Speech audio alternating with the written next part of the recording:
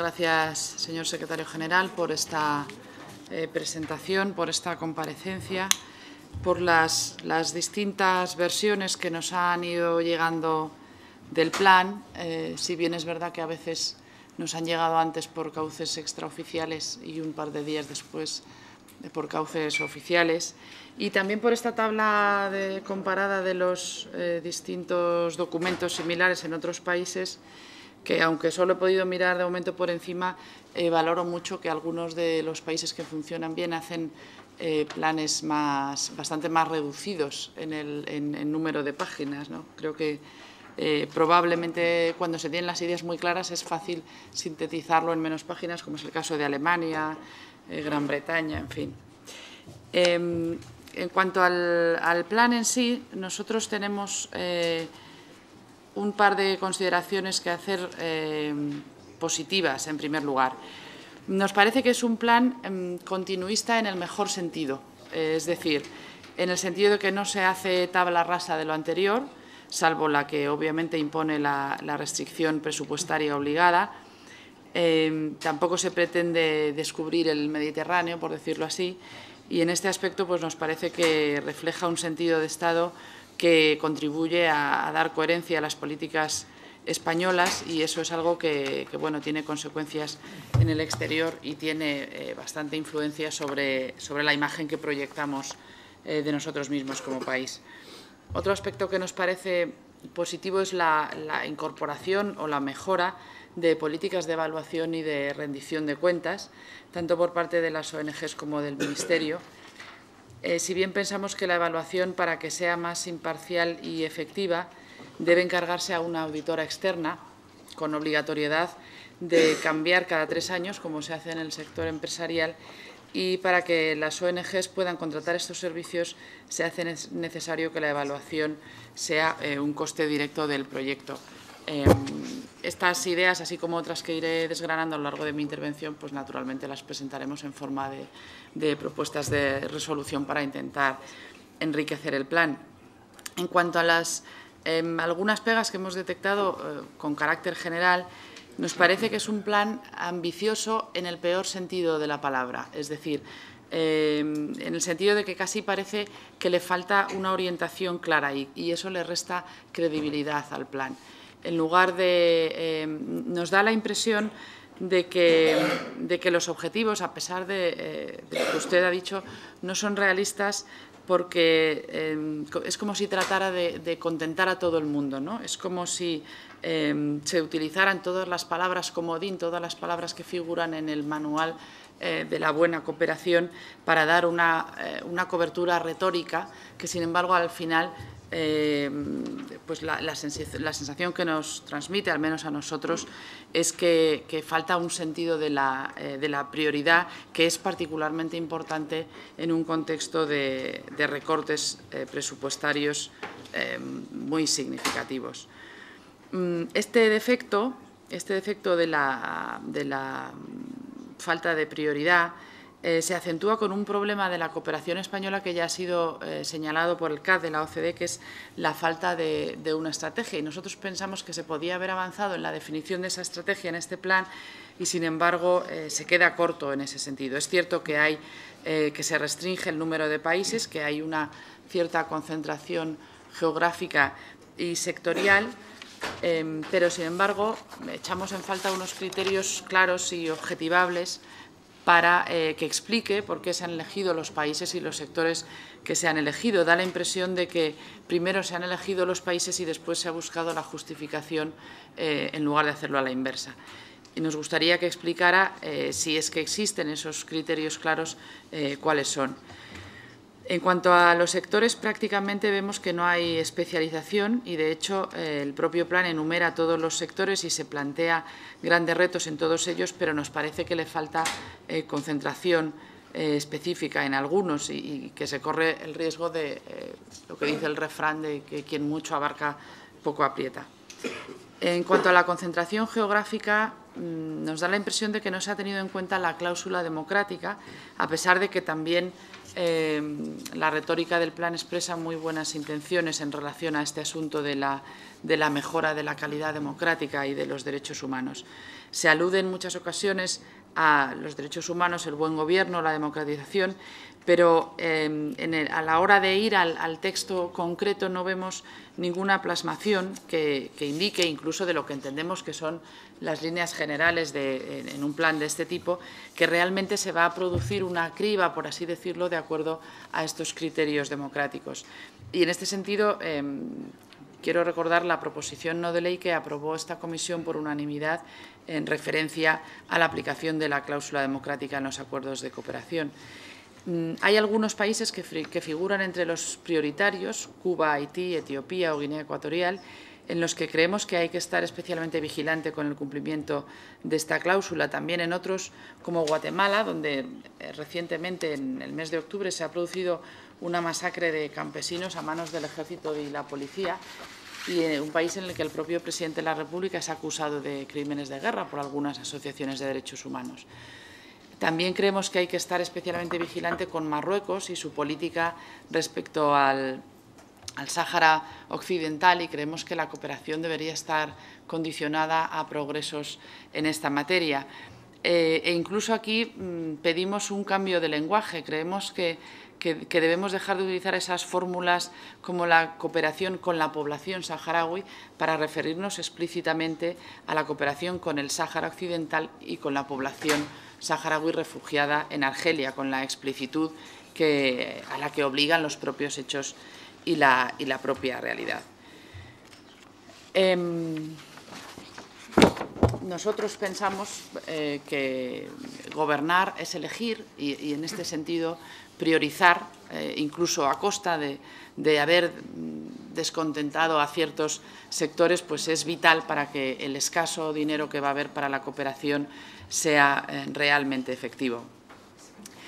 Otra de nuestras principales objeciones es relativa a la memoria económica. El plan carece de memoria económica y la remisión que hace a los presupuestos de 2013 pues nos parece poco rigurosa, teniendo en cuenta que es un plan para 4 años y que en el mejor de los casos los presupuestos del 2013 solo sirven para un año, ¿no? En cuanto a las previsiones respecto a la lucha por la transparencia y la corrupción, hay un dato muy relevante que quisiéramos subrayar. Cuando se cruzan los datos de Transparencia Internacional con los índices de desarrollo humano, salta a la vista la relación directa existente entre corrupción y subdesarrollo, o, si se prefiere, entre transparencia y desarrollo.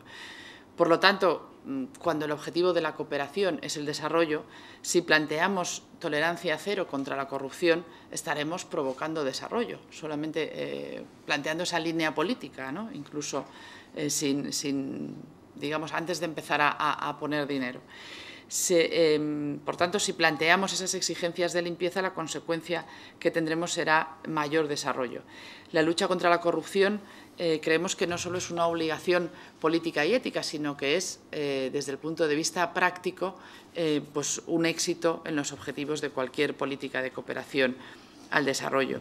Y este argumento me parece especialmente relevante en tiempos de restricciones, puesto que si contribuimos a erradicar la corrupción en los países en vías de desarrollo, estaremos contribuyendo a que afloren y sean rentables socialmente partidas de dinero que actualmente acaban en los bolsillos de dirigentes corruptos o de sus partidos o organizaciones o estados, en fin. Además, este es un principio de aplicación universal y, por lo tanto, válido para todos los países. En muchos de los países que se han seleccionado como prioritarios en el plan, los índices de corrupción son muy altos y, dado que solo se hace una mención inicial a la transparencia muy genérica y sin concretar líneas de actuación, pues nos parece que se queda corto y también en este sentido pues presentaremos propuestas de resolución. Además, hay otro aspecto derivado de la corrupción que consideramos más importante todavía en tiempos de restricciones, ya que cuando la gente, los ciudadanos españoles, que son los que al fin y al cabo financian estos proyectos de cooperación, tienen noticia de que determinadas determinados fondos destinados a ciertos proyectos han acabado en manos de dirigentes corruptos en sus respectivos países, esto provoca un enorme desprestigio para la cooperación en general. Y como creemos que en estos tiempos el Gobierno va a tener que esforzarse en explicar, el Gobierno y todos nosotros, pero particularmente el Gobierno, cómo se gasta el dinero en cooperación y como parte de esas políticas de rendición de cuentas y de evaluación que usted mencionaba, pues poder afirmar que no se pierde dinero por los recovecos de la corrupción, creemos que debe ser prioritario precisamente para legitimar ante los ciudadanos este gasto. También relacionado con este asunto, creemos que se debe apoyar a las empresas españolas que se dedican a la cooperación. Ese estímulo es necesario, pero también pensamos que sus actos deben someterse a escrutinio, igual que los del resto de actores. También deben ser evaluados y rendir cuentas, porque allí donde hay un corrupto, hay un corruptor. Y para erradicar esas prácticas en los países receptores es fundamental erradicarlas en los donantes. En este sentido, pensamos que todas las políticas de evaluación deben aplicarse igualmente a las empresas que hacen cooperación y, al mismo tiempo, insisto, deben contar con el apoyo oficial. Otro asunto que nos parece que se aborda con una generalización excesiva es la coordinación de las políticas de cooperación de comunidades autónomas, municipios y el Ministerio. Nos parece insuficiente que se haga una mención tan general para un asunto tan complejo y que con frecuencia hace que se resten unos esfuerzos con otros en lugar de sumarse. Y me refiero a esfuerzos desde los humanos hasta los presupuestarios. Nosotros pensamos que una buena forma de atajar estos problemas de coordinación sería crear una comisión de duplicidades con participación del Ministerio, de comunidades autónomas y de ayuntamientos, que analizara pues, todos los proyectos, los fondos, que tratara de coordinar los esfuerzos y de conseguir que las políticas de cooperación autonómicas, que ahora gozan de una absoluta independencia, estuvieran en la línea de ese plan director, por la vía incluso de especialización de las comunidades en ciertos sectores, de los ayuntamientos en otros o en ciertos países, en fin, poner un poco de orden para lograr una cierta coherencia nacional en la acción internacional. También pensamos que deben revisarse a la baja los sueldos de altos cargos de las instituciones oficiales vinculadas a cooperación al desarrollo. En esta época inevitable de recortes, pues no tiene mucho sentido que los gastos que están relacionados directamente con cooperación al desarrollo se vean recortados y que los altos funcionarios no tengan al mismo tiempo un recorte al menos parejo al que sufre el resto del presupuesto. También creemos que deben revisarse aquellos proyectos oficiales o no gubernamentales financiados con ayuda oficial al desarrollo, cuyo presupuesto en un alto porcentaje va destinado a sueldos de españoles. Creemos que la cooperación no puede entenderse como una salida profesional, sino como una verdadera contribución al desarrollo de aquellos a quienes va destinado. En el aspecto de la ayuda reembolsable, que es verdaderamente una de las mayores pegas que tenemos para apoyar favorablemente este informe, lo que observamos es que hay un cambio total en el concepto. Se incorpora esta ayuda reembolsable en proporciones desmesuradas. A nuestro juicio está descompensada la cantidad que se destina al FONPRODE en los presupuestos del 2013, que son 245 millones, y ya que todo ello es reembolsable, frente a la destinada a la AECID, que son 266 millones.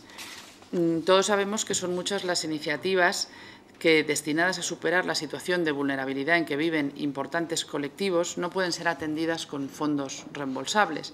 Estas situaciones precisan servicios de carácter asistencial que, por su esencia, son de carácter no reembolsable. Por eso, año tras año, estos dos tipos de cooperación, la reembolsable y la no reembolsable, han estado presentes en proporciones razonables y equilibradas, en una proporción de alrededor del 70-30, y ello con fondos o bien procedentes de los créditos FAD o bien de presupuestos de la SECI o de la ECI. Si tomamos como referencia los 2 años de existencia de FONPRODE, observamos que en 2012 se ha dotado con 410 millones de euros, de los cuales 125 son no reembolsables, es decir, ese 70-30 que decía, y algo similar en 2011, 64-36. Sin embargo, en 2013 esta pauta se rompe de manera abrupta con la desaparición de la ayuda no reembolsable. Imaginamos que está motivado por la reducción del gasto público, pero no podemos estar de acuerdo en este brusco e injustificado desequilibrio para el próximo año 2013 que tememos que puede transformarse adquirir un carácter permanente si, como parece, la salida de la crisis se retrasa. Y también tenemos algunas objeciones importantes respecto a la herramienta. A la portavoz. Si no son muchas, mejor lo de las objeciones, porque estamos un poquito fuera de... Pero he venido para plantear objeciones. Digo las objeciones que anuncia a partir de esta intervención, sí. Porque llevo mucho tiempo. Sí, un poco más de la cuenta. Bueno, pues voy a resumir lo más posible. Me refiero al instrumento del FONPRODE que se define, que se describe como adquisición de participaciones temporales de capital o cuasi capital en instituciones financieras y vehículos de inversión en las micro, pequeñas y medianas empresas. Tenemos una propuesta de resolución respecto a esto. Nosotros somos partidarios de que se limite este tipo de herramienta financiera. Como el presidente me pide brevedad y tenemos una propuesta formulada en este sentido, pues la explicaré con detalle el próximo día. Y está relacionada también con la utilización, o mejor dicho, la utilización de la práctica que ya se utilizaba en el Fondo de Concesión de Microcréditos. Ese es un poco el espíritu y lo explicaré con más detalle en la propuesta de resolución. Bueno, estas son las principales. Como decía, a nosotros nos gustaría, francamente, apoyar el plan, pero, desde luego, en las propuestas relativas a la ayuda reembolsable y no reembolsable y a esta herramienta financiera que no terminamos de ver con claridad, pues las propuestas que presentemos las consideramos imprescindibles, por así decirlo.